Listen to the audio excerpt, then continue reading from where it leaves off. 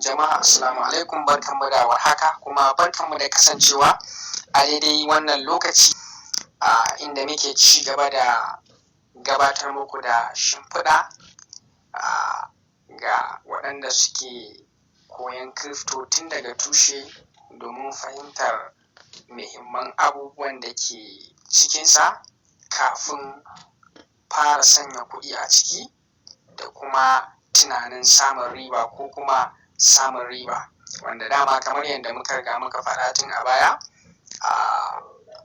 maganar wani coin ya kamata in siya ko kuma wani coin ya kamata na fara siya ba shi ne muhimmin abin da ya kamata wanda yake son koyan crypto ya mai da hankali a kai ba. Abu mafi muhimmanci shi ne samun gundarin ilimin abin.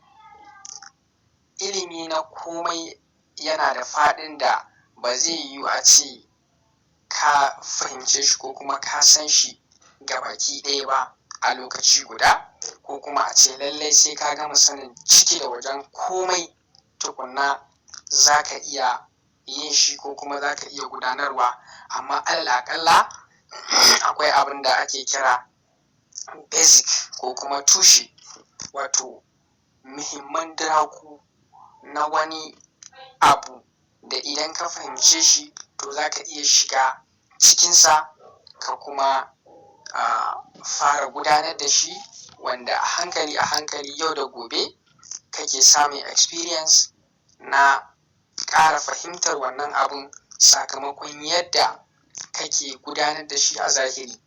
Domin dai idan ya kasance kana koyan abu ne kawai kana karantawa ba ka gwadawa, to zai zamana cewar akwai bambanci tsakaninka da wanda shi kuma yake gwadawa. Saboda haka almuhim kamar yadda muka faɗa shi ne fahimtar yaya abin yake kuma yaya yake aiki. To amma ba za a ce sai ka fahimci komai gabaki ɗaya ba, amma kana buƙatar ka fahimci tushe ko kuma diraku na wannan abun. So a yau dirka ta gaba da ɗan koyo ya kamata ya sani kuma ya fahimta shi ne a nau'ikan coins ko kuma tokens da muke da su, akwai tokens ɗin da za ku ji ana kiransu da shit coins, ko kuma formal name da ake kiransu da shi shine meme coins.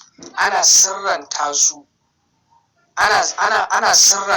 ana musu alkunya da meme coins maimakon shit coins. Kamar yadda kuke gani a wannan tebur gashi, ba za a ce dukkanin waɗannan coins ɗin sun kasance shit coins ko kuma meme coins ba, domin a cikinsu akwai manyan coins waɗanda suke suna ƙarƙashin waɗansu manyan kamfanonuwa ne, amma dai wannan babban misali ne na fuskar shit coins ko kuma meme coins. Za mu ci gaba da kiransu da meme coins a cikin wannan bayani namu. Don haka cikin kalma ɗaya za mu iya cewa meme coins ne waɗanda aka samar da su ko kuma ake samar da su haka kawai ba tare da wani ƙwaƙƙwaran dalili na cewar ga inda za su dinga aiki ba, ko kuma ga inda za a dinga bayar da su domin a biya kuɗin wani aiki ko kuma domin siye da siyar da waɗansu abubuwa. Akwai waɗansu muhimman abubuwa da ake kallo waɗanda su ne siffofi na meme coins. Daga cikin siffofi na meme coins abu na farko shine akwai abin da ake kira total supply. Yawanci meme coins za ka ga cewa suna da total supply na adadi mai yawa. Za ka ga an ce wannan coin ɗin yana da supply na 100 quadrillion ko 1000 quadrillion ko kuma 10,000 quadrillion. Wannan siffa ce ta farko a game da meme coins. Siffa ta biyu game da meme coins shine waɗanda suke samar da waɗannan coins ɗin sun kasance abin da ake kira anonymous, wato mutanen da ba a san su ba. A mafi yawan lokuta ko da a ce meme coins zai samu ɗaukaka, to za ka ga cewar a lokacin da aka samar da wannan coins ɗin, waɗanda suka samar da shi, mutanen da suka samar da shi, fuskokinsu ba a bayyane yake ba. Domin me? Domin coins ne da ake samar da su ba bisa kowane irin dalili ba. Kawai an samar da su ne a matsayin kawai ga su nan dai za a dinga siyan su, ana siyar da su ta yadda in ta yi ruwa rijiya in ba ta yi ba masai. Wannan ne dalilin da ya sa daga cikin muhimman siffofi na meme coins shine waɗanda suke samar da wannan coin ɗin, za ka ga cewar a sanda suka samar da shi har zuwa wani tsawon lokaci, wa'imma dai har zuwa lokacin da zai ɗore ko kuma zai karye, ba a san su ba. So wannan yana daga cikin muhimman siffofin da suke nuna cewar token ya kasance meme coin. Ina fata an gane. Saɓanin manya-manyan coins waɗanda za ka ga cewar wasu kamfanonuwa ne kai tsaye suke samar da su, ko kuma waɗansu fitattun mutane suke samar da su. Saɓanin manyan coins waɗanda ake samar da su a bisa dalili na solving ɗin wata matsala, ko kuma a bisa dalili na cewar waɗannan coins ɗin za a dinga amfani da su domin biyan kuɗin abu kaza da kaza. Misali, idan muka ɗauki BNB ko kuma Binance coin, wanda shi kun ga wannan coin ne ba meme coin ba ne.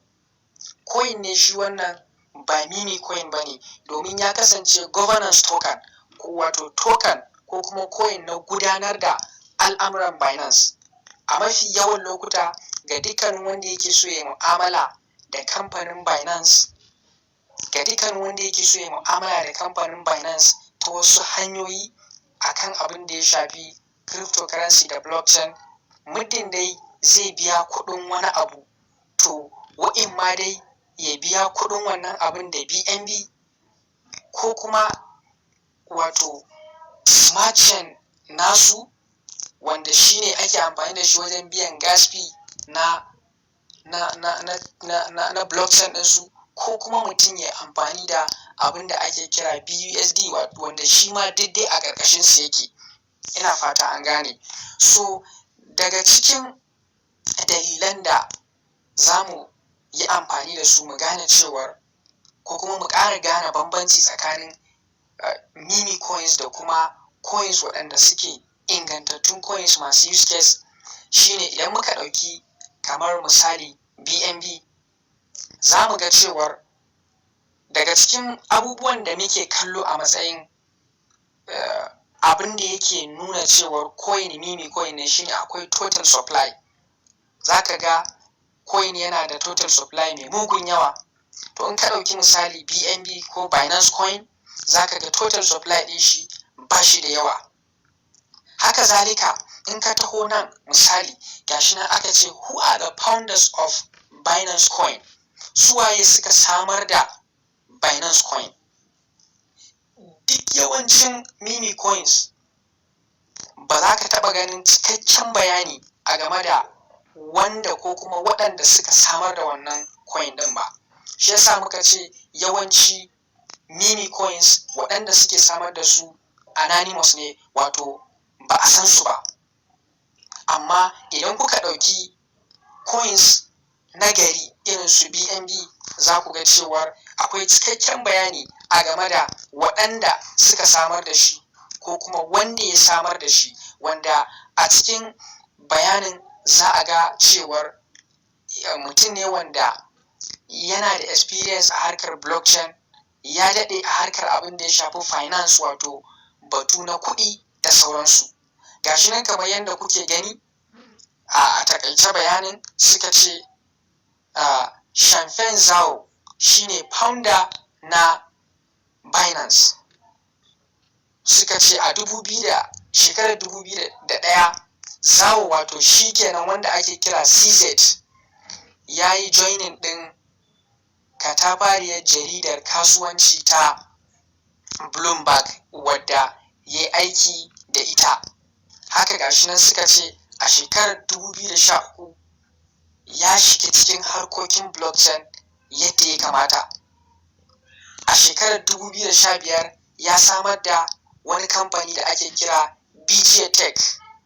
A shekarar 2017 kuma ya kaddamar da Binance.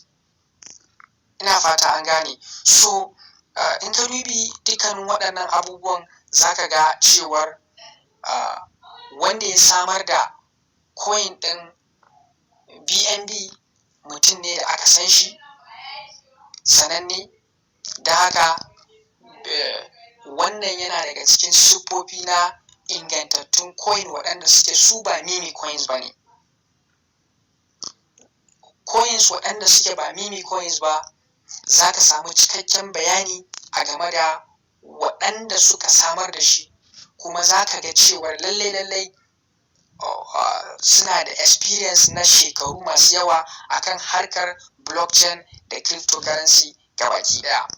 Wani zai ce to a ina zai duba? Sannan a hankali za mu nuna maka inda za ka ringa shiga domin yin karatu mai matuƙar muhimmanci a game da dukkanin irin waɗannan abubuwa. Ina fata an gane. So ba muna bayani ba ne akan BNB ko kuma Binance Coin.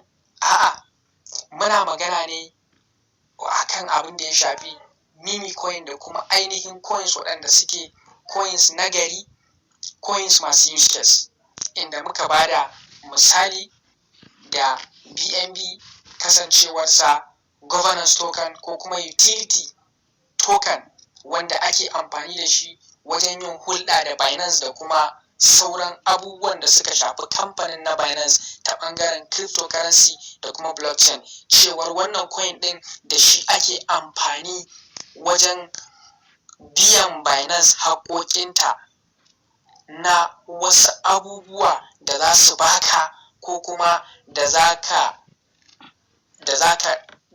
amfana da shi daga products ko kuma abubuwan da suke samarwa a cikin kamfaninsu, yayin da shi kuma meme coin ba shi da wannan.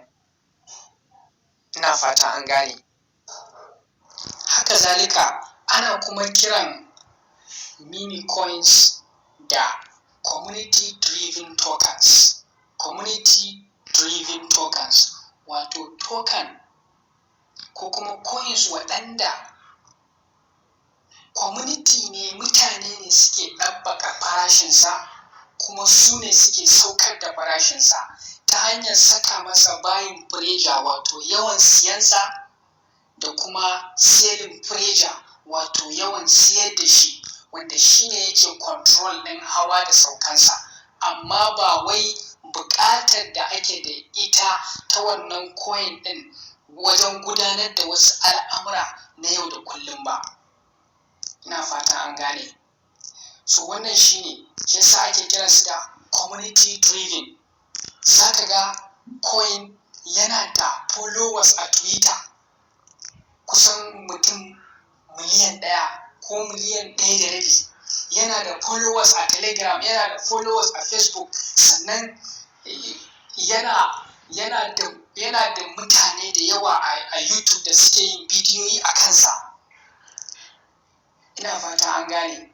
Za ku ga akwai bidiyoyi da yawa, akwai YouTubers da yawa da ake biyan su kuɗi su ta bidiyoyi akan waɗansu coins.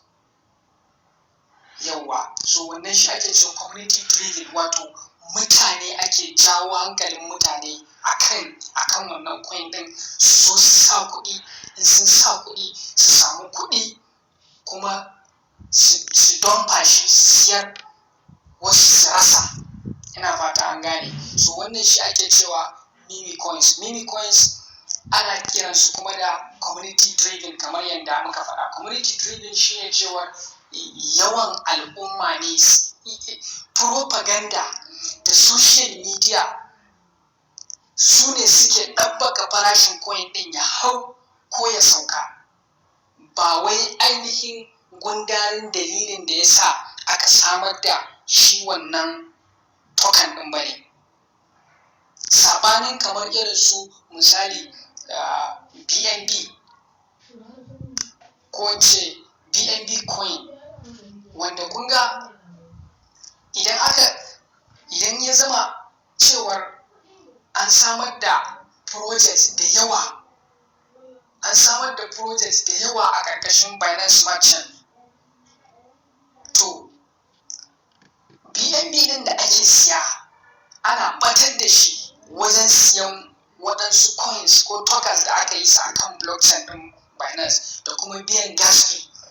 Wannan siyan da ake wa BNB kun ga ai siyan shi ake dan saboda a je a biya wata buƙata da shi, to za ta ringa sakawa BNB ɗin yana samun ɗaukaka, yana samun farashinsa yana appreciating, yana ƙaruwa saboda mutane suna buƙatar shi, suna kwashe shi daga kasuwa. In suka kwashe shi daga kasuwa suna zuwa suna ɓatar da shi ta hanyar siyan wani abun wanda wani ma in ya siya shi kenan wani ba zai ma iya siyarwa ba, wani ya ɓata kenan. Sannan kuma ko da ma bai ɓata ba dai, in mutum kamar 100 suka sai BNB guda 10 suka je suka yi biyan bukata da shi, to wannan guda 10 da suka siya, in Allah ya yarda ko da a ce za a dawo da wannan BNB kasuwa, to aƙalla an ɓatar da kusan rabin BNB wajen gas fee da waye da charges da waye da sauransu. Saboda haka za ku ga farashin shi BNB din yana tashi saboda buƙatarsa, mutane suna buƙatar shi su je su sayi abu da shi. Saɓanin shi kuma meme coin wanda community driven ne, mutane ne kawai suke propaganda da ihu da bidiyoyi a YouTube da followers a Twitter da posting da trending shine yake sawa mutane su zo su ta siya. Da kuma an ce kaza, ko kuma wanda ya sai na dala 100 kudin shi ya kai dala 250, kawai zai je ya siya saboda yana gudun in ma bai siyar ba waɗanda suka sayi fin nashi, shi da ya sai na dala 100 kawai kudin sa ya zama dala 250, to ina kuma ga wanda ya sai na dala 1000. So in bai siyar da nashi ba, wasu za su siyar kuma farashinsa zai zo ya karye. Ina fata an gane. So wannan shi ake cewa meme coins, mutane ne suke ɗabbaka shi kawai, su ɗabbaka shi, su tashe shi, su kuma karya shi. Saɓanin ainihin ingantaccen coin wanda shi buƙatar shi da ake yi a bisa dole tilas don a yi amfani da shi, shine yake sakawa farashinsa yake tashi. In buƙatarsa ta ragu, farashinsa ya zo ya sauka. Ina fata an gane. Banjin cewar a yanzu za ka samu a YouTube ko a Facebook ko a ina ne, ko kamfanin Binance ɗin ma ba kasafai za ka ga yanzu suna cewa ka zo ka sai BNB, ka zo ka yi kaza ba, saboda ya riga ya bi jiki, ya zama medium of exchange, kuɗin musaya, ya zama governance token ne na gwamnatin Binance, na tafiyar da Binance, kama daga chain ɗinsu, wato blockchain ɗinsu, zuwa platform ɗinsu da sauran abubuwa a cikin platform ɗinsu wadda dole sai da BNB ake yin su. Ina fata an gane. So wannan shine a takaice bayani a game da wato ma'anar shitcoin, wanda na gaya muku ana kiransa da meme coin, sannan kuma ana iya kiran meme coin ko kuma ana musu lakabi da cewar su community driven token ne. An ce community driven abinda mutane ne suke ɗabbaka shi. wannan shine. So za mu ci gaba da bayani dalla-dalla a ragowar bidiyoyinmu na gaba a game da muhimman abubuwan da ya kamata ka sani a shimfiɗa a fagen crypto kafin ka bambance me za ka yi, wanne za ka siya, yaushe za ka siya, yaushe za ka siyar, a ina za ka siye shi. Wannan shi ne ƙarshen bidiyon namu, na fata kun ji daɗin sa. Taɓa mana wannan alamar ta subscribe da like, sai mun haɗa bidiyo na gaba.